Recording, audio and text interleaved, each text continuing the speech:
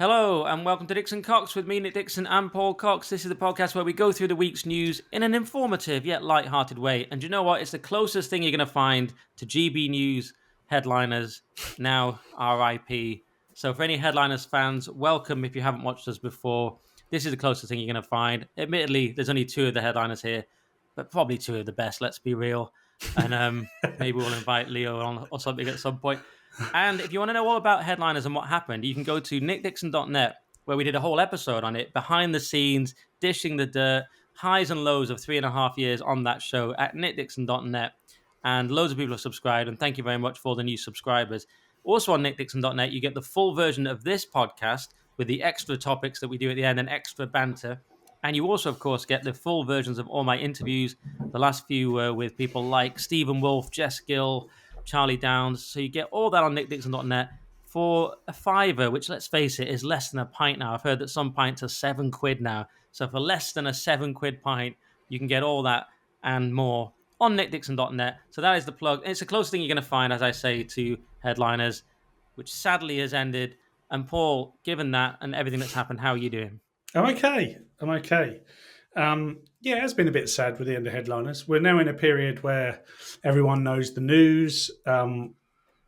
We feared it was coming for some time, and obviously there was a lot of talk publicly about what was going on. We were being asked questions, naturally couldn't say anything. Everybody now knows. We've all sort of individually put statements out and got lots of well-meaning well wishes for the future, which is great. Both of us will be on GB News, just less regularly, I guess, and not on headliners.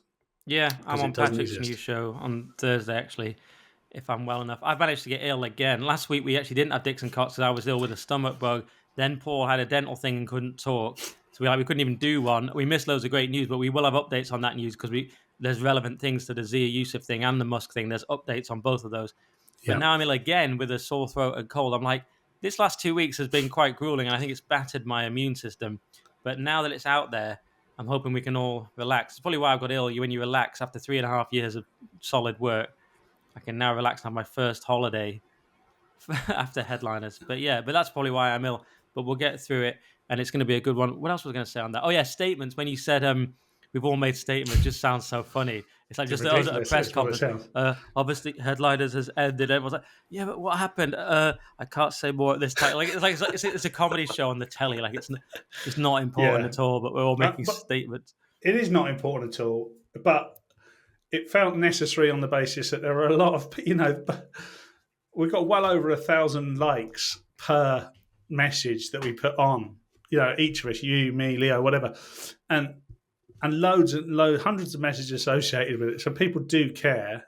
Yeah. And I think it was important that we gave them something because I feel personally I owe a small debt of gratitude to the stalwart cult-like following that Headliners has had in the 3 years I've been involved. So oh yeah, absolutely. And when I say it's unimportant, it is my main income. but I'm just a nutcase, so I'm excited by change, even if it's bad change. Even though I hate change, but we'll have to discuss that on a future paywalled episode because that's far too idiosyncratic for this, which is hardcore, hard-hitting news, which we're about to do. So this week, so much. As we record, we've just had the Reeves spending review, which we're not going to go into in massive detail because none of us are Liam Halligan, but we will go over some of the bullet points and some of the funny stuff about it. And then David Bull has been made chairman of Reform and already said some mental stuff. So we'll talk about that. We'll just catch up briefly with Zia Yusuf coming back because we were out last week. Ballymena is erupting in riots, which we're going to talk about, and maybe quickly the LA riots as well in comparison, and just the whole general shitstorm of the Western world. And Musk has apologized to Trump, so we'll touch on that later as well, maybe in the paywall bit. But a lot to get through, Paul. I thought I'd start with this Reeves thing and try and make it not too dry because, we are a light-hearted podcast. But she has done this spending review, and it's really her third attempt to try and do something of value because, of course, there was the actual budget, then there was the so-called spring statement, or whatever they call it. And then there was now the spending review. So she's had a few bites at this apple, but I don't really see anything changing. She's still borrowing massively. You could hear someone saying a big borrowing bill in the Commons was one of the funny quips, kind of like Trump's big, beautiful bill. Kemi was, of course, you could hear her scathingly saying, "They don't understand it. They don't understand it." And you could hear Priti Patel saying things in the background like it's unsustainable. I've just listened to all these little comments. This seems to get more and more rowdy, the House of Commons. And Mel Stride, the Shadow Chancellor, called it a masterclass in delusion, whereas insisted it was securonomics. That's the most Starmer era for securonomics. It's like, ugh, how great. And it's not even true anyway. If it was true, she had a pop at Stride, Reeves did, about his backtracking and on Liz Truss. What the Tories are now doing is kind of throwing Truss under the bus to sort of move on from that era, which Sir John Curtis, the pollster, said was a smart move. He said they also need to throw Boris under the bus now. But that led Reeves to say stride by name, baby steps by nature, meaning that they're just finally coming to terms with the dissing Liz Truss. Anyway, the main points were, well, let's just some of them are 3% a year NHS spending after inflation, 39 billion for social and affordable housing. That's housing for random migrants. Boost in defence spending, which is not that full 3% boost yet. It's a 2.6% by April 2027. And there's this alleged 3% by 2034, but that's more vague at this stage. This is coming from the BBC, so trustworthy. The Chancellor says she's rejecting austerity and confirms department's mental spending will grow 2.3% over inflation per year. But some departments will have their day-to-day budgets cut, including 1.7% at the Home Office, 6.9% at the Foreign Office. And it's been generally panned by the right. Of course, it's been called a spend now, tax later budget by Mel Stride. And one thing I particularly wanted to find out and eventually did was I know it mentions a Home Office there, but apparently, according to the Telegraph, the Home Office's spending will decline 2.2% a year. And someone at the IFS suggests that they're going to find this money in council tax instead. That'll go up to fund the Home Office. Because Yvette Cooper was said to be yesterday on resignation watch for not getting the funding that she needed to deliver on the promises in their manifesto. And apparently Starmer had to step in. It made it sound really like Starmer stepping in, saying, ladies, come on, settled out. It really sounded exactly like that. These two were having a go at each other. One meeting ended with Rachel Reeves just apparently abruptly ending the meeting, mid Cooper talking, but it sounded like, and Starmer had to come in, which was just such a funny. I need to find the exact description of it, but that's basically what happened. He had to come in and tell them to. I don't want to say put the handbags down, Paul, because that would be sexist. You wouldn't. Wouldn't it? You wouldn't say that, Nick. I wouldn't say that. That's my overall take on the budget, Paul. Fairly limited, I know, in scope, but it's not a massive topic for us today. But we just wanted to cover it. What did you make of it?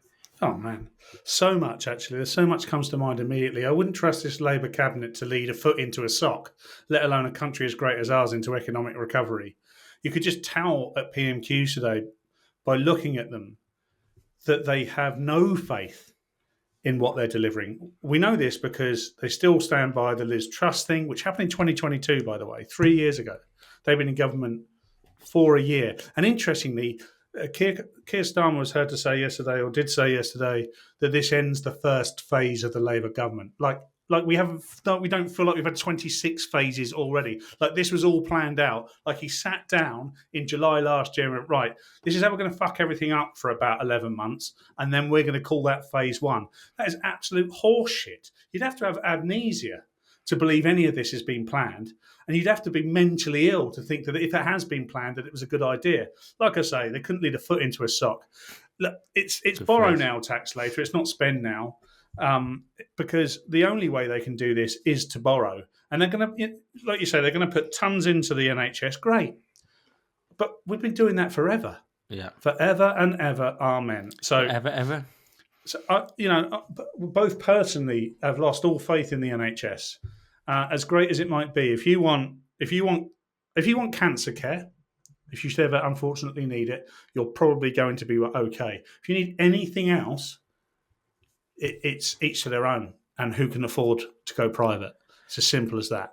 I'm not even sure on the cancer because it was such long waiting lists and backlogs. So I'm not even convinced about that. During the COVID era and afterwards, but I don't know now. But this spending review adds 29 billion extra on top of what already goes in. 29 billion extra into the NHS, and at this point, you still can't guarantee that you'll see a doctor at any point. You'd be quick off getting the tunnel to France. Yep. Getting ill there, seeing a doctor like the next day. Yep. Anywhere in Europe, almost. you'd probably be better off. Madness. We're a sorry state of a country, and it's all very well and good. We've all criticised the Tory government. 14 years this, Liz Truss that, black holes this, 22 billion that. It doesn't matter. If it's the end of phase one, it's the end of that bullshit, as far as I'm concerned. They've got to start owning this shit now. They told us they could, and so far they've proven they can't. Rachel Reeves, this spending review is on top of several budgets, mini budgets, etc.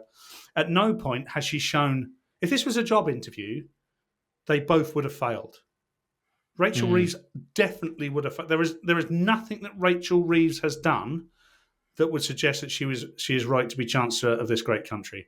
There is very little that Keir Starmer has done to suggest that he would make a good Prime Minister for this great country. And should one go, the other will go. There's no choice about it. The only reason Rachel Reeves is there is because of that. Yeah, I want to get onto that. And just briefly on what I mentioned before to get the clarity. In one meeting last week, Reeves is said to have abruptly brought talks with Miss Cooper to a close. There are also claims a senior Home Office official stopped taking calls from the Treasury. So Keir Starmer has had to directly intervene to end the standoff. That's the funny thing where I just pictured Starmer having to... I have to intervene here, ladies. It's completely... We're in phase one. I just love how grim that sounds as well. Phase one. It's so sort of technocratic and grim. That's the end of phase one. Get ready for phase two. It's even worse. What happens in phase two, Keir? Do we all just lose even more money and get bored to tears by you? And do we give away any more islands? In phase two, we're giving away 6 more islands you've never heard of. But we're giving them away because we love the Chagossians and other people you've only just heard of. Yeah, very quickly to interject on that. Did you see today that Mauritius has been able to scrap all income tax? Incredible. I mean, can you imagine? This Incredible. I'm not saying this to be light and entertainery. I'm saying this because it's absolute fact. Mauritius, already a wonderful place to live, I can imagine, a tropical paradise. You now can go and earn free of any income tax there, much thanks to the deal that the British government has done with them to buy an island they never owned in the first place, because it's strategically good for Britain in some way. Well, it's good for Starmer's international relations bollocks. Well, yeah, human rights. That's what he believes. Human rights. Human rights. I mean, the if you're in Mauritius, you don't have to pay or pay more, so that people on an island you can pay less, and that's Labour. You're right. That's completely bonkers. Just like weird libertarian paradise on Mauritius. They've all just going around on like dirt bike. They've all got like SUVs and quad bikes, and What's mental is all the Chagossians now live in Croydon, right? Right. So the Mauritians don't pay council tax and get to live in Mauritius. The Chagossians, it's just an island up the road, don't get to live on a beautiful island, and do get to live in Croydon and pay a shitload of council tax because that's going up. Not see a doctor because the NHS is wank. Right. You can't see a doctor for 6 years, but in Mauritius they've all got a limousine, so that's what this Labour got. Everyone's got an individual doctor. Yeah, an individual doctor. They're just grinding their wheels because they're on sand trying to drive their limousine. They've all got a driver. That's just... I know, it's such a bad look. It's so infuriating, that Chagos thing. Ugh. Anyway, sorry, it's half. But it's important. It's not just a dig at Keir Starmer, as much as you and I enjoy doing that. It's really important because this is how they think. This is their political philosophy. This is what's driving Starmer. This is what's driving Reeves. We are going to bear the brunt of that. Now, what we did have is 14 years of poor Conservative management, okay? But 4 or 5 years of this is going to kill us. Mm-hmm. End of chat. Yeah. And we are driving ourselves into the deepest, darkest volcano, and we're all going to pay for it. All of us together are going to pay for it. Now, the Conservatives were quite conservative, naturally, about their decline. Fiscally, they're a lot better than Labour traditionally have been. And we're seeing why. Because they've only got one style of economical politics, and that's to borrow as much as possible, invest in things like the NHS, which is great. But you've got to be able to, it's got to be demonstrably measurable as well. So how is that £29 billion going to improve things? Because I can make waiting lists come down with some jiggery pokery of an Excel spreadsheet. Absolutely no problem whatsoever. And I'm not suggesting that's exactly what's happened, but it's pretty much what's happened.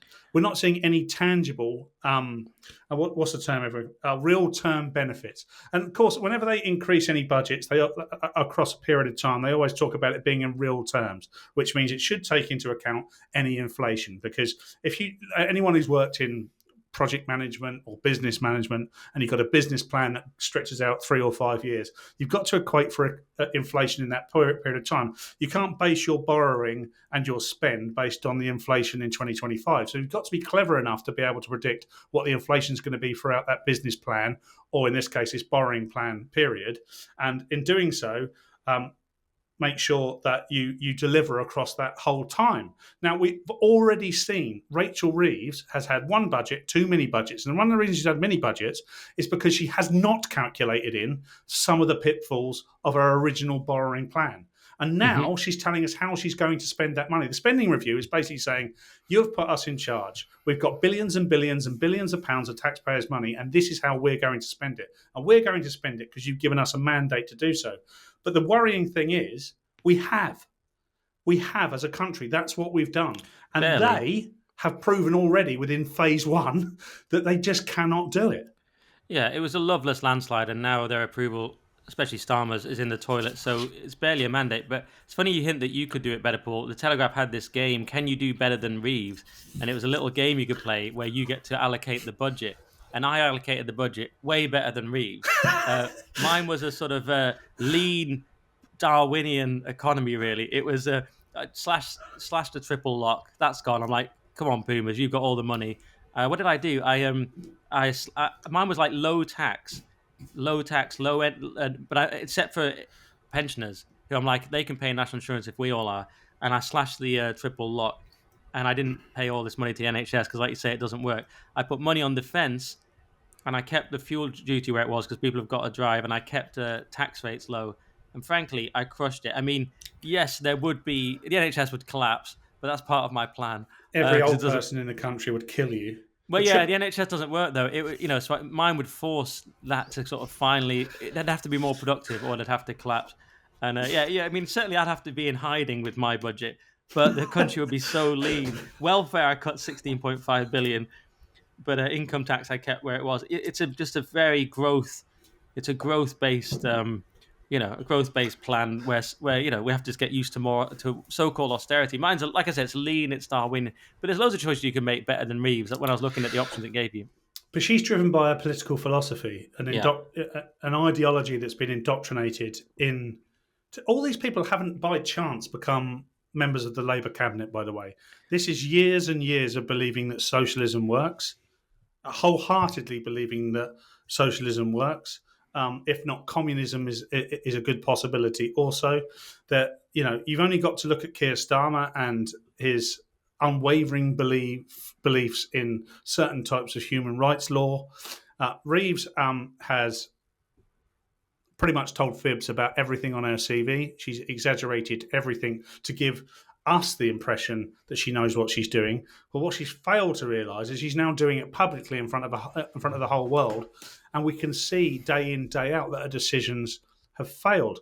The huge U-turn on the winter fuel is much more serious than it seems, because everybody's just caught in this kind of sunny haze that, at least she's done it. The people there was 12 billion going, now there's 9 billion, and it had gone down to 1.5, and it's up to 9. It's ridiculous. It's ridiculous. It should have just been left where it was, pretty much. And you could have even done some means testing, or asked people to opt it out. There are probably millions of people that would have opted out that don't need it anyway. Just a mechanism to say the Alan Sugars of this world, or anyone who's got plenty of money coming in and feels like they don't need it, can make that choice. Okay, that would have probably saved the equivalent of the 2 or 3 billion that she's ended up saving. In real terms, lost 5 or 6 billion. It's an utter madness, and it's the sort of thing that good economists, not me, I'm not an economist at all by any stretch of the imagination, but good economists would have seen coming 4,000 miles away, let alone a mile away. They would have been able to predict this stuff. And when you see the Conservatives, who, by the way, are always fiscally much more intelligent than Labour, because they're less ideological about it. they are by very nature conservative and frugal, and they're not afraid of those tough decisions. Whereas what Labour will do is say they believe the tough decisions are over borrowing and overspending and worrying about it later. That's not a tough decision. That's just a stupid decision.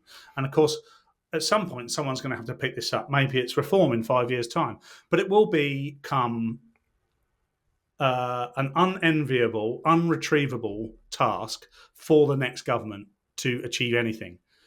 The amount of unpicking that will need to be done because of where Tories left us and what Labour are doing, what they were left with, it's just going to be almost impossible. You want a 30-year government, which no one wants. So, I hate to paint such a bleak picture, but I just don't see how we recover as a country from this. I don't see anything Labour are doing to help us recover. Yes, I mean, there's also there's the question of our current debt and how much it costs to service that as it is. Alison Pearson was tweeting something about that. Oh yeah, remember when Rachel Reeves said she's increasing investment? What she means is borrowing. There is no money. The UK pays 110 billion every year in interest payments on our national debt. We face a 1976 financial crisis. Don't believe their lies. And I've seen many similar things to that. Interesting point from Andrew Neil as well. For all they go on about trust, he says the current yield on 10-year gilts, UK bonds, is 4.65% versus peak of 4.42% during the cluster trust. The current yield on 30-year gilts is 5.2% versus peak of 5.12%, 12%, I guess, whatever, however you express it, during the cluster trust. So UK government now paying more to borrow, and has been for some time, than during cluster trust. Yet Starmer Reeves claim they've fixed the economy, which is improving. So there you go. The trust thing, why does Reeves get way more leeway than Truss? Well, because we know why, because all the papers and the establishment prefer her. But just lastly on Reeves then, how long can she last? The conventional wisdom is that she lasts only because it looks too bad for Starmer to get rid of her, because they're basically one unit, and if you get rid of her, you get rid of him. I sort of wonder, because yes, that is conventional wisdom, but I think Starmer's almost ruthless enough to do it, because he seems to break a lot of political rules, Starmer. He just sort of does what he wants. He doesn't answer questions in the House of Commons. He's very kind of high-handed. I wouldn't put it past him to just get rid of her, but yes, I suppose it is really bad for him. She's said to just be really struggling internally, whereas Rayner doing really well, apparently. This is what I hear.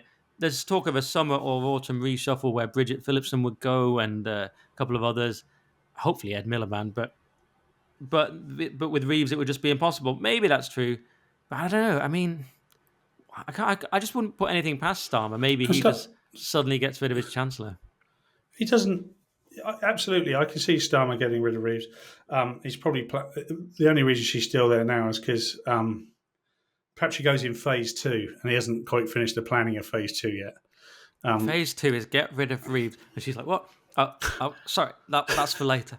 Phase 2, yeah. I mean, he needs to take responsibility. Though it becomes very difficult. So, irrespective of whether, he doesn't really concern himself with minor matters like the truth and stuff like that, or being held accountable. In all honesty, where has he ever been held accountable in that year? You think about some of the stuff that he said and done, and U-turned on Southport riots, etc., etc. Where has he ever been held accountable? Yeah, at the moment, he's just slipping along like a little greased-up snake. He's held accountable by the public because his opinion. Well, yeah, but it doesn't make any difference. So low, but the media, you mean, gives him an easy ride. Absolutely. Well, yes. Yeah. Yes, they are giving him an easy ride. They're getting the traditional sort of honeymoon period for probably any government, particularly a Labour government. And at some point, someone noticed that the Emperor's naked, and it's not working. Yeah. No, they got a lot to do. And just briefly as well, Kemi Badenoch was pretty good in PMQs. She's getting better, as she said. And she actually it was decent today. It wasn't too bad. She said herself, because Starmer's mocking the stuff that she's saying, she's getting better stuff. She goes, "I do get better all the time. He gets worse." It is a kind of weird thing. He also picked up that she'd said to Matt Ford that she rehearses her fury. So she said all these far too sort of basically too honest things, and he's picking up on them. Quite funny. There was some good moments. So he said that there was going to be more funding for her 2 hospitals, and she said, "I've only got 1 hospital in my constituency," so he looked a bit silly there. He just ploughed on as Starmer always does. Some good moments. She is getting better at it. Whether the Tories can afford the time period for Kemi to learn how to do the job, I'm not quite sure. But I'm a Jen Rick man, as you know. But let's see. Maybe, Jen Rick's been smashing, and maybe let's talk. Anima Parvini was saying in a video that Rupert Lowe should lead the Tories, and that certainly would be very interesting. But it looks like Lowe will start his new party, but that's very interesting. Jemmick was doing another good video, wasn't he, the other day, about where he's out with his graphs talking about Rachel Reeves, saying that she needs to go, showing people, and what do you think to Rachel Reeves? And they're all like, she's rubbish. And he's pointing at graphs. It was pretty good stuff. But yeah, Kemi was not bad today. And not a lot of those people answering the question know that she's rubbish. They couldn't point to exactly why. It's just this intrinsic feeling they get from not just because of commentators saying it. Nobody feels good about being in this country. Nobody feels good about the future of this country. Nobody feels like we're on the path to anywhere other than doom. And you only have to look at that. There isn't an ounce of charisma in that cabinet. That is the product of 30 years of zero school bullying. You cannot get to that point and be as inept as most of those people are and get away with it without some Wally taking the rough edges off. And they've just sailed through life. There's one person that's said to have charisma, which is Big Ange, as Rupert calls her. I would say that she probably has. Maybe Wes Streeting's got some. It would be unfair to say that Wes Streeting has zero charisma. Angela Rayner, she's on an easy job at the moment. All she has to do is put on a different high-vis every other week and wander around and say, we're going to build new houses. I can do that. No, anyone that was your old job, wasn't it? Yeah, it was pretty good. I could see you in a high-vis. She's not in a job which scrutinises her whatsoever. No, so she's doing well at the moment. I mean, she could even be leader before the next election. I wouldn't rule it out. No. Anything else, Nat Paul, or should I get talking? No, I just think it's a sorry state of affairs, and I think it's all this bluster is covering up the inevitable decline we're heading for. Okay. Let's get on to reform then, because this is good, especially for our audience. They like this kind of thing. Some say that I attack reform too much, though I notice that more and more people are agreeing with me in the comments. Maybe the pro-reform people have just gone elsewhere, but I think reform are struggling. So, well, I say struggling. I mean, they're doing well in the polls, but they are not doing well in terms of competence. So, David Bull took over being chairman of reform after Zia Youssef left and came back within 48 hours. He did the George Costanza from Seinfeld, just going back, pretending you haven't quit. It's like, no one takes you seriously. You're emotional. Just go back. It's a classic moment from Seinfeld, which I compared it to on Twitter. And he came back. We didn't get to talk about that because we were off last week. But it's relevant now because he's now lost his chairman job, but he's now going to be Doge and doing some media bits. And some people say, Dan Wotton says, promised a seat when the time comes. Let's see. But he's been welcomed back in. Whether he's been really welcomed with open arms or reluctantly sort of forced his way back in, accounts differ, because Dan said that Farage wanted him gone ever since the Rupert Lowe fiasco and was trying to get rid of him for a while. Other people claim, no, Farage really wants him back. Who knows internally what's going on? Some people will know, but not us. But David Bull comes in immediately, makes this bizarre statement about immigration being the lifeblood of this country and always has been. And I said, new reform chairman promoting the leftist lie imported from America, that Britain has always been a nation of immigrants. People need to stop telling me to get behind this lot. They won't fix our problems, and they actively despise anyone on the right. And that is how I feel. They've come out more and more as a left-wing party. There's nothing really about them anymore that is conservative, if there ever was. I don't understand really the point of reform at this point, except that they're a change, they're a different colour rosette. I don't really get it. And I'm just trying to find this. Someone put out a tweet of David Bull's views, and they were, here we go. This was World by Wolf on Twitter. The social policy positions of David Bull, Reform's new chairman: pro-mandatory vaccinations, pro-abortion, pro-assisted suicide, pro-refugee, pro-hate speech laws, pro-LGBT education in primary schools. These are the progressive social policies of the far left. Reform's a far left party now, guys. Hate to break it to you. That's where we are. His comments about immigration were insane.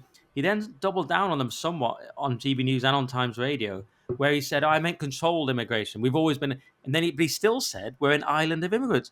What is this nonsense? We're not an island of immigrants. We're an island of tiny amounts of immigration over hundreds and hundreds of years. The Huguenots, people always cite, is like, yeah, there's like 12 of them.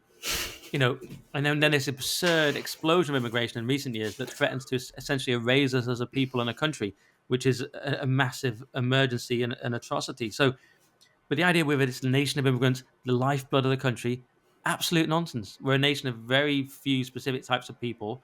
the English, the Angles, the Saxons, etc.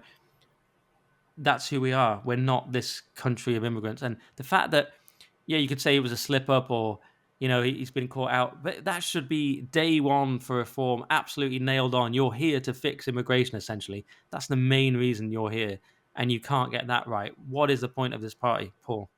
Well, I mean, the narrative about this country's being built on immigrants, it's very quickly disproven, isn't it? When you look back at all the great things this country had done and who's done it. And I hate to break it to some people, but it's largely been done by white men. And Lads. you can argue Straight that was, white men, Paul.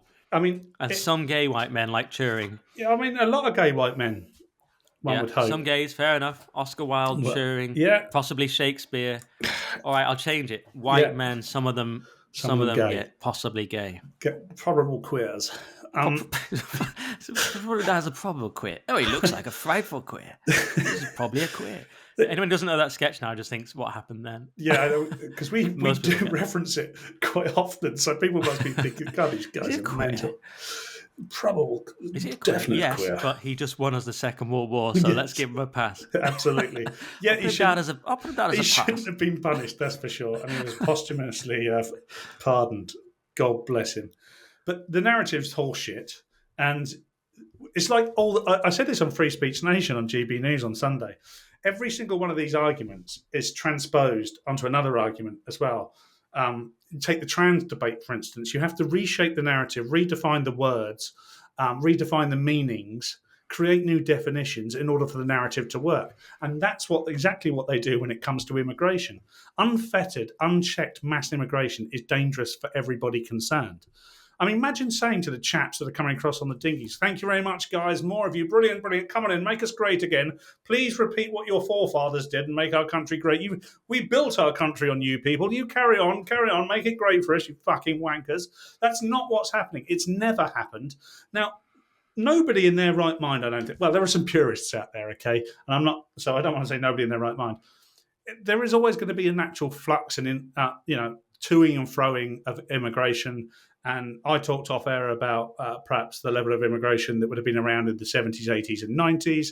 And I'm not saying there weren't any social cohesion problems during that time. Sometimes with rose-tinted glasses on, we can kid ourselves into thinking perhaps the 90s was the halcyon days for multiculturalism, where we just hit a sweet spot and everything was okay. Now, I think with a little look under that drain, it's quickly disproven, actually. But what we did have then was much, much, much lower numbers of immigration that were controlled, could be controlled, and you could calculate going forward. Now, we don't know what's coming in from one morning to one afternoon. It all depends on how good the weather is, whether the wind's blowing or it's raining. That's our immigration policy now. Is the weather any good?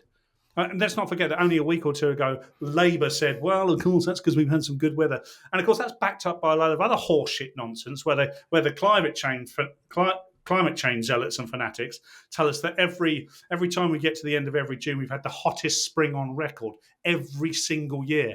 And what you have to forget in order to believe that is anything that happened in that 3-month period, because you get like some fair days and some white fluffy cows. Maybe it got to 19 degrees on 2 days in a row. And we're being told that stuck a thermometer into the jet engine of a Boeing. So they're just changing what they're doing, changing narratives, they're changing definitions to change narratives. They're changing the way they measure temperature in order to change the narrative around net zero. They're changing the definition of woman so that they can make the trans debate believable. And in this case, they're changing what immigration has done for the UK to justify what they're doing. What they're doing is we have a very, very weak economy for some time because we were once an empire and we no longer are. And we've had to take as much unfettered immigration as possible into our economy to prop it up. The problem we've got now is that quite a considerable number, if not the majority, of people coming into this country are not immediately going into work. They're not helping us whatsoever. The first thing they're doing is becoming a leech on the state because they can't work. They've no permit to work. So they have to be funded by the taxpayer to go into a hotel or a holding site or whatever it might be. They are immediately taking taxpayers' pounds straight away. So it's a huge problem. It takes 2 or 3 years to get out of that system. And then when they get out of that system, they don't speak English. They haven't assimilated with the culture. You can't just put them straight into work. Now, I know this isn't absolutely everybody, but even if it was 50% of everybody that come across, that is a massive problem. And the trouble with everything I've just said is under the new definition, that's racist. Okay? And then someone a lot thinner skinned than me is called racist. They immediately shut up and just go along. I'm not going to shut up and go along. Luckily for me, we get to work on independent media. We've worked on GB News, and we're not afraid to say that this is a problem. And it's got nothing to do with right or left of politics. It's got everything to do with right and wrong. And truth is another thing that's being redefined, Nick. It just drives me nuts. No, but all good, Paul, and a great rant. But how does that now relate to David Ball and reform? Oh yeah, and reform. So, okay, there's a good point. Thank you very much. So, what's very interesting with David Ball and reform is David Ball's got this. I mean, let's not forget David. So, the positives of David Ball are that he has form. He's been involved. He was involved in the Brexit Party. And then when Nigel Farage changed it to reform and stepped back, he was the deputy leader under Richard Tice, who was the first reform leader, okay, with, the high emperor Farage sitting somewhere in the background. But to discover that someone like David Ball is repeating the narrative that immigration built this country just goes against everything that makes anybody believe that the void that's been created by the Uni Party is going to be fixed. Because everybody in Conservative Party, Liberal Democrats, Labour, has parroted this shit for years and years and years. The last thing we need in that void is someone else doing the same, even if you don't agree with it. The last thing you need in that void, in any form of opposition, is for the opposition to be saying exactly what the government are saying or the Uniparty are saying. So it's disturbing to hear David Ball say something like that, whether he misspoke or not, because it's totally in line with all the other horse shit that we've heard for years and years and years that's got us into this problem. We need someone who comes in and speaks much tougher than that. And then the debate can, perpetuate and fertilise. There's no fertilisation of the debate at the moment. The debate is everybody agrees. If David Ball genuinely believes that, then everybody agrees and we never go anywhere, Nick. Yeah, and some people claim, well, no, they're just saying that now. They have to say that. They have to moderate it to get it across with the media. I mean, they're absolutely obsessed with the media and not being called racist. Just in relation to your rant there, something they are obsessed with and really care about is being called racist. They have to drop that. Rupert Lowe is much more bold. He's like, call me what you want, mateless, I don't care. Reform desperately care.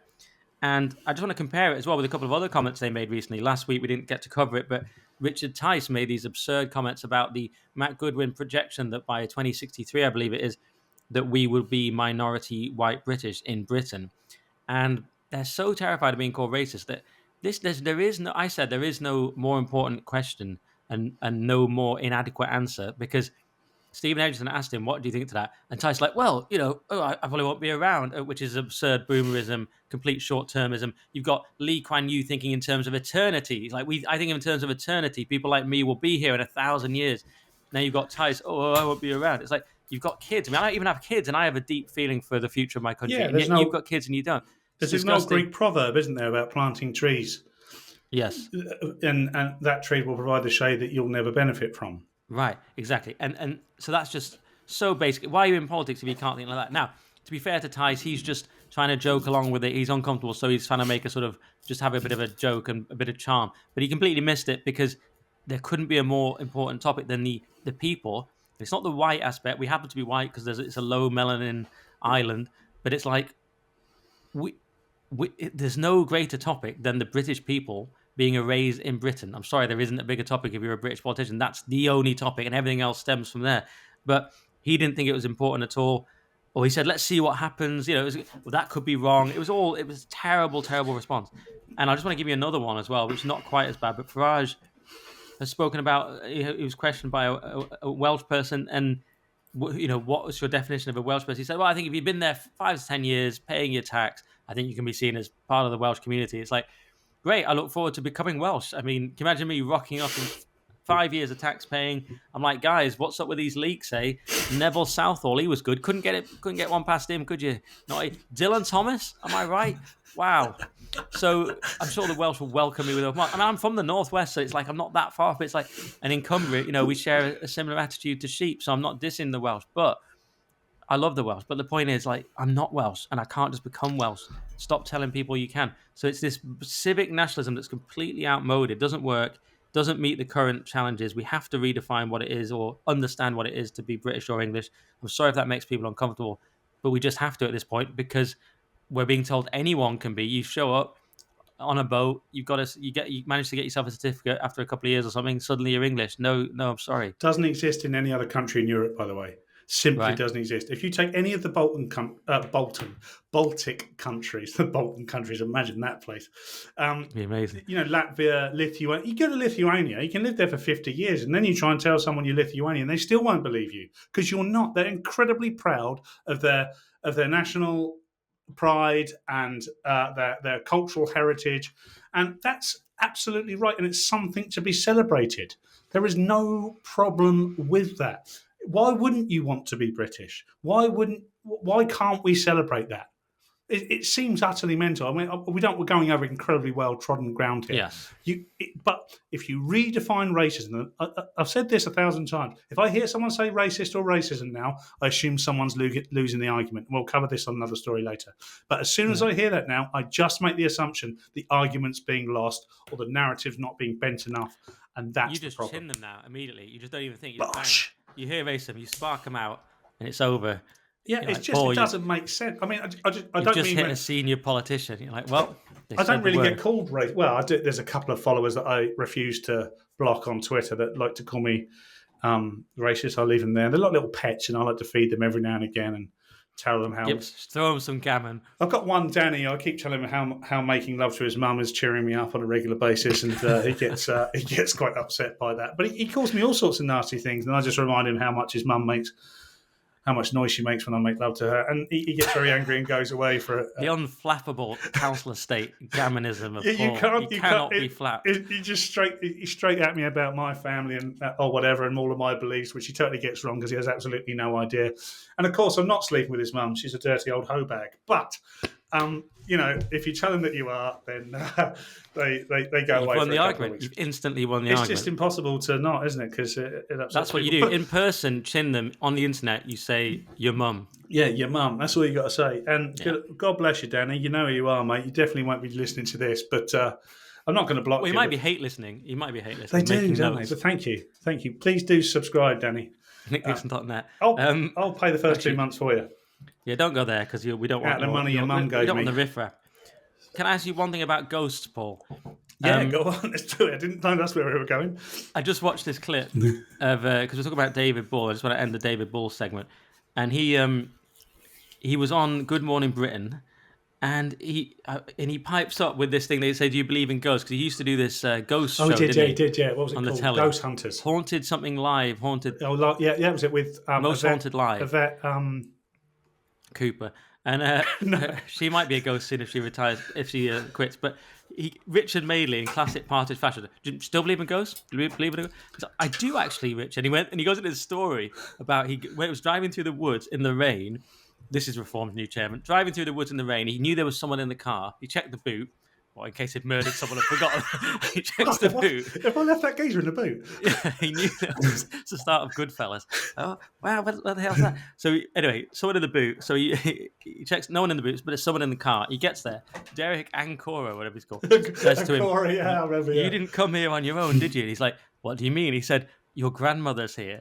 Then immediately starts to try and strangle David Bull, and he claims he was channeling his grandma. Who I was thinking, grandma must really hate David. What did he steal from her money box? Grandma was a bit homophobic. Yeah. It turns out he was channeling his grandma, but then he suddenly got taken over by an evil demon, and thus tried to strangle David Bull. And Richard Madeley ends it by saying, "Well, he'd be hung now, wouldn't he? Under your policy."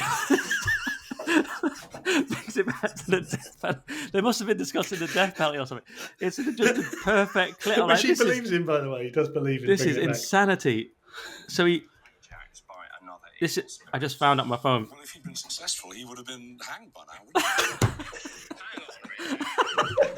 he? Classic Madeley. So this is the most. I'm like, So guys, you're it's like, funny, it's but this good. is Reform's new chairman. Crap on immigration, strong on ghosts. I'm like, what WTF, Paul? Well, the problem is he's been one of these sort of ubiquitous do anything TV presenters. So he's been and you know what, I'm up for that. Like, if there's Lewis Schaefer. if there's anyone out there, I'll do it. And the trouble with doing it and then trying to be a serious politician, a bit like Ed Davey, doing all of his policies from the ride at a theme park, inevitably it's going to come back and bite you on the arse if you want to be taken seriously. I could just see Paul, sorry to interrupt, he's there in his haunted house. I'm here in one of Britain's most haunted houses, but you know what else is haunted? Britain, by the spectre of immigration. Just like clumsy attack. Sorry, it just came into my head. Just doing it by Ouija board. Enoch, we've got Enoch with us. He was right. He's saying he was right. Yes. If anything, he underestimated the numbers. I feel like does that mean anything? I feel like I'm in a red river. Yeah, does that mean foaming with something? I'm getting. Yeah, I just love that. You know what else Britain's haunted by? This Labour government. The reality of tax and spend. And then you know what's really spooky? Just some dead MP trying to strangle him. Yeah. Derek Acora really comes spooky. from nowhere. I've been taken over stat by Alex Salmond. Yeah. Oh, it's so ridiculous, man. Reform are not a serious party. Let's be real. I'm going to risk the comments shouting at me, but they're going not to go mental. I think they can be. The other thing to remember is, I would say that Sir Yusuf wasn't, by the end of his tenure, particularly well thought of. And David Bull is pretty much Sir Yusuf's pick, is what I can see from what I've seen. He said some very kind things about him. Even said that he'll probably galvanise the two factions of the party are the professional parliamentary party and the massive army of volunteers, of which many of which I know some friends of mine have joined the Reform Party and have tried to encourage me to become a volunteer locally. I've stayed out of it for now, but for this very reason, so we can have this debate on a continuous basis. I don't want to be merged with anything, so I can continue to look at the optics in a neutral way. Because one thing we're expected to do is say the Reform are the best thing since sliced bread. Now, in many ways, it's great to see them. In other ways, and some of the things we just discussed, we're just seeing the same thing. And I'm not personally willing just to accept that we're going to fix anything by doing it the way that we've done it previously. I'm not saying that that's what's going to happen with David Bull, but what you've got is Sir Yusuf, a bit of a problem maker, it felt like. Now, his first pick, and therefore, because I see Nigel and Sir Yusuf as one entity, his first pick is David Bull. I'm not saying David Bull isn't qualified to do it. Already mentioned some of his CV.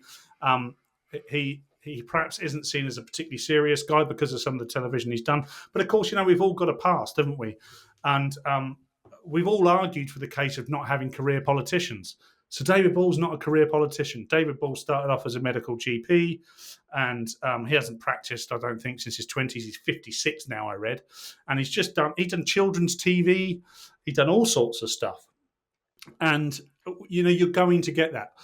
I don't care for any of that. That's fine. I think it's hilarious. Well done, Madeley. Well done, David Bull, for having a conversation, not just backing out and denying it either, because that would have been much, much worse. He just went in and said, yeah, this is my experience and this is what I believe, and Madeley took the piss and we all had a good time. What I'd like to see, though, is a change, genuine change from what we've seen in UK politics, to fertilise the debate so that we make sure that we start progressing in a different direction, reversing some of the shit that we've seen and start going in a direction. We can't do that if the leader of the one party that is the Phoenix from the Flames also believes, and I know he's not the leader, he's the chairman, but also believes that this country was built on immigration. It simply was not. Yes, and that's the main point. I don't mind either the ghost stuff. Trump came from The Apprentice, and he's proved to be a great man of history. That's fine. Yeah, I agree. I mean, I've come from comedy into being a very, very serious and highly respected commentator. So look, it can happen. But you're right. The immigration comment is what was unforgivable. Reform just signal constantly to the left, and they signal that they hate the right constantly. So I say your terms are acceptable, and let's move on and get get a proper party on the right involving Rupert. But I don't know if that's going to happen. So there has to be. So this is where you and I have always kind of departed from one another. I always think there has to be some sort of compromise midpoint reached in order for reform to get as big as they need to. The argument from people like you is much more in line with the argument I just made, which is no, fuck off. That's not what we want. That's not what we need. What I can't get my head around at the moment, and it's why people like Farage and David Ball fall into the trap every time, is actually how you break that system and become successful. And people argue that Donald Trump has been able to do that in the States. I would argue he maybe hasn't done. He has broken lots of boundaries, agreed, but every time he's in power, he's restricted by the boundaries of the system. And I think to some degree, do you not believe? Well, he's done all these executive orders this time. He's now overriding California. He's, he brought in Musk. He got rid of Musk. I think yes, there are restrictions. It's the deep state. It's a massive country. But I think he is in the second term getting things done. Whether you agree with them all is another thing. But he's certainly getting things done in the second term, I think, in a fairly radical way, and changed an awful lot. I don't know. I think you can, but I think it's been much harder for reform in our system, which is much more stifling even than America. I guess that's the point. They've never been in before. That's the point I'm trying to make. Is that I've just got so many contradictions in my head because I also don't necessarily believe that you've got to fake it till you make it. You've got to pretend to play the game to get in the position to make the changes. Because, by the way, that's what every government has done. That's what Keir Starmer and the Labour Party have done. We're going to do this. We're going to do that. This is our manifesto. We're not going to lie to you. Why would we lie to you? And then they get in and you get what we get. And that happened with the Tories and Labour, and it keeps going and go. No boom and bust under Brown. Tony Blair had a great few years, but that was because just this happenstance of the way the economy and the world was going, and Britpop. Britpop had a big part to play. We've discussed this before. Go back and have a look. But I don't believe that also. I believe there is a time for change. If you look back in history and you look at all the radical changes that change the direction of things, it's always been massive things, huge things. And I think more so you than you really do hope and believe that can happen now. And I really, I want it for that. I want it for our country. I'm not being quite as radical as you think. I'm just, for example, I would vote for Jenrick's Tories over reform probably. I know that's going to be, some people are going to shout at me because of the 0 seats. Yeah, put it in the comments, so let's have the debate.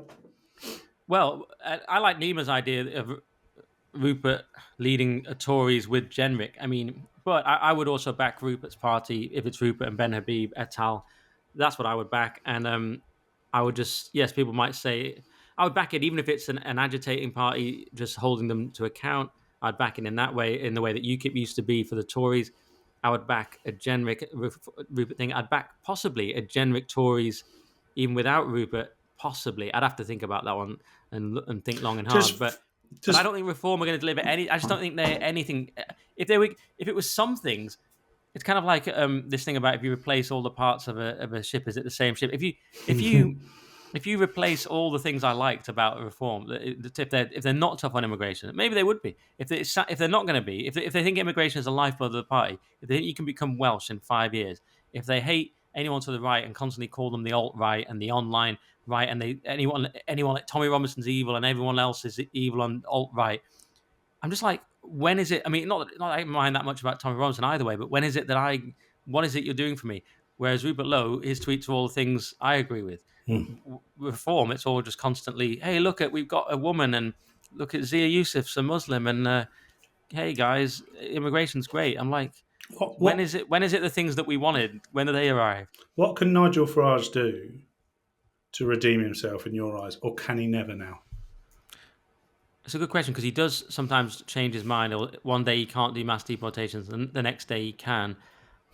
They need to just set out policies that are well thought out and that are in line with what I want. Like, here's how we're going to tackle small boats. Here's how we're going to tackle legal immigration. Here's our deportation plan. Here's our plan on a number of topics. One thing is they don't have detailed policies. The other one is they constantly switch. One day it's ban the burqa. Where's that come from? Okay, fine. I'm up for banning the burqa. I mean, normally we see the niqab more than the burqa, but yeah, okay, I agree with that. Do Reform even agree with that? Because Zia Yusuf's calling it dumb. Now he's saying he probably would do it. But first he said it was dumb, then he quit. Now he says he actually would go along with it. So what's their position on the burqa? And it's not even exactly a top policy either. I want to know what their policies are and everything very clearly. And by the way, you don't need to do this bullshit whispering thing of like, we're just trying to get in with the establishment, and then we'll win. You can win now at this stage. Farage doesn't understand how radical the shift is. At this point in Britain, you can get in with some radical statements because that's where the public are. The public are I so agree. done with immigration, and they're so done with the main two parties. We're seeing it. The very fact that reform can get by without policies and with internal chaos and with the treatment of Rupert Lowe, with the Zia Yusuf cock up, but they're still doing fine in the polls or well in the polls. That shows that yes, it's ready to be taken because the hate for the Uniparty is so great. But just give us something on immigration that's very, very clear and strong. And even that they can't do because their chairman comes out and says this bollocks. Yeah, two things that come to mind there. I often wondered quite cynically whether the ban the burqa thing was a deliberate ploy in order to ruffle Sir Yusuf's feathers or expose the friction, the obvious frictions within the party. The other thing, of course, is quite interestingly, it's not the Conservative Party that's leading the politics of this Britain.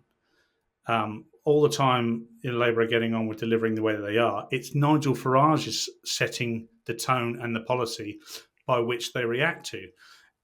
Kemi Badenoch is nowhere near that. Nigel Farage is nearly every one of the opposition policies that Labour are worried about are the opposition that have 5 or 6 members of Parliament. So Nigel Farage is doing much right in terms of changing the way people view politics, engaging people that were completely disenfranchised. And I think that's why I stay with one foot in each camp more often, because I think it's demonstrably true to say that he is winning on many fronts.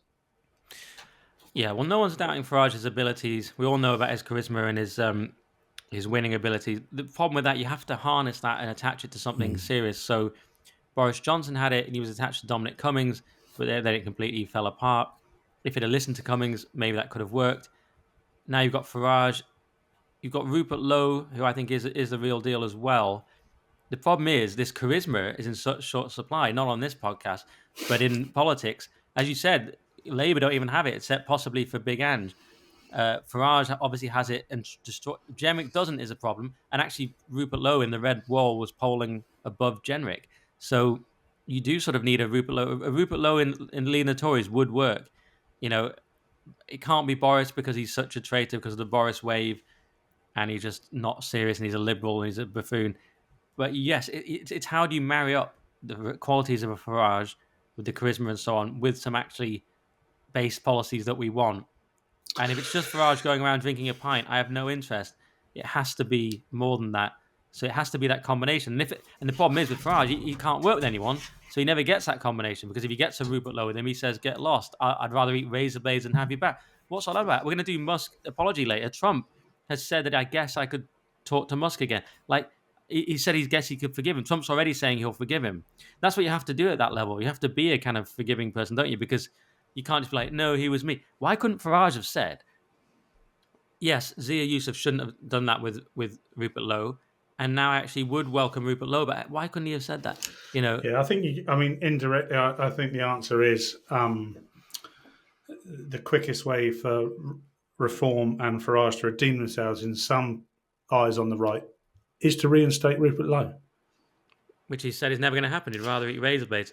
Yeah, well, do you know what he'd much rather do? Become Prime Minister of the country. So he might have to eat razor blades at some point at this rate. Now, there's a lot of words being said, and it's kind of water under the bridge now. But even I very quickly identified that the way Rupert Lowe was being treated was incredibly unfair, quite in a very sinister way, in order to protect the great emperor.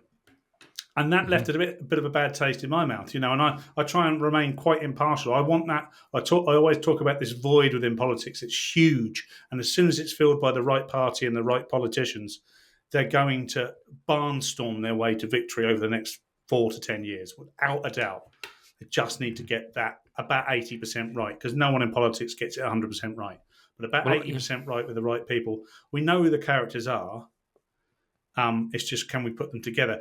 I still believe that if they all remain fragmented and they all have different parties, it's going to become more and more difficult. It becomes more and more difficult for Farage because then he has to lean much more into the centre ground. Well, I don't believe this thing that you're going to fracture it too much because we're 4 years off an election probably. No, it's a different world now. I don't know if. Sorry, Nick. You're right. I mean, I don't want to listen to think that I thoroughly believe that because you've already hit on this. This is very different now. Somebody very clever gets this right. It can be incredibly radical, and they can still win, which is not an environment we found ourselves in politics since the World Wars, pre-World Wars, maybe. I think now there's this. Maybe Churchill. I don't know. Yeah, that's why I keep talking about this fertilisation of the debate. Thatcher, I suppose, was there was a big willingness to get out of that nightmare of the 70s unions and so on. Yes. I don't know what comparison is, but I do know. When you say you're impartial, Paul, I respect that, but I think I'm impartial. I'll tell you why. I just want whoever gets it done. I know you do, mate. When Starmer came out as Enoch Starmer, so when Island of Strangers, I was like, if he gets the immigration thing done, then he's my man. If Farage goes out with a cigarette and a pint saying, Rule Britannia, look at my socks, they've got a Union Jack on, but I don't have the nuts to reduce immigration, then I'll go with Starmer if he has the nuts to do it. I'll go with Rupert Lowe. I think Rupert Lowe does have the balls to do it. I don't think Farage does. I think Starmer, half of him kind of sometimes does, but he's so dedicated to human rights. When I say half, not even half, probably less than half, but there's a competence. Let's get it done. I don't care what people say about me side of him, which is the sort of positives of his autistic, possible sociopathic element. But the negative is he's Mr. Human Rights, Mr. ECHR, so he can never really do it. If he did do it, I'd say fine. I'm with Enoch Starmer, but I'm so impartial. If Ed Davey wants to rock up off his water slide and fucking stop immigration, I'm voting for him. By the way, if you're listening to this thinking, oh my God, I think Nick Dixon just endorsed Keir Starmer, he didn't. Don't put it in the comments. What he did was using intelligence, it conveyed to the rest of us that it's policy that excites him, not the person involved necessarily. So you can have all of this charisma in the world or lack of it. If your policy's shit or you don't stand by your policy, then you're not going to get Nick Dixon's vote. That's it. That's all it is, Paul. Let's get it done, and let's just put a big, beautiful wall. Big, beautiful around. wall. We've already got the sea, so I don't know why we don't really need a wall. It's ridiculous, isn't it? We've got the biggest barrier just all the way around us, naturally, all the time. That's all I want, Paul. Just no more immigrants ever. Is that too much to ask? Is that too far? Yeah. Deport virtually everyone. I've said it for many years. Deport everyone.